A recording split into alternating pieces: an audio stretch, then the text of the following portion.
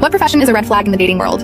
I went out on a date with an entrepreneur about 4 years ago, and the experience was traumatizing. He arrived late because he had to go home first to switch to his sports car. He pulled out his car key with a BMW logo and dropped it on the table. Rather than feeling impressed, I felt incredibly hungry after waiting half an hour for him to arrive. Throughout the night, he compared our date to his previous experiences in a condescending manner, saying things like he typically goes out with girls who are much skinnier. All I could say was, haha, is that so? He even talked about how as a business owner, he was high on the list of eligible bachelors with many options to choose from. Before I could respond, he proceeded to talk about how as a CEO, it was hard to find genuine connections since all the girls wanted him for his money. He added how success in the business world was something most women couldn't comprehend, and then paused before asking me about my profession. I told him how I was a nurse, and he randomly apologized, saying that if we were to get married, I wouldn't need to work. I sat there absolutely shaking with anger. He continued with how I would never be able to make real money as a nurse, and that I was basically just a fancy maid for sick people. In the middle of his speech, he called over a friend he had spotted across the room, and proceeded to hold a 15-minute-long conversation about his amazing business in front of me. His friend appeared super uncomfortable. My date left the table when the food arrived to freshen up in the bathroom, and his friend took the opportunity to warn me to leave while I could. But before leaving, his friend added a few extra expensive liquor to the unpaid tab for the businessman, as an apology for what I went through. Unsurprisingly, that CEO continued having a hard time finding someone willing to marry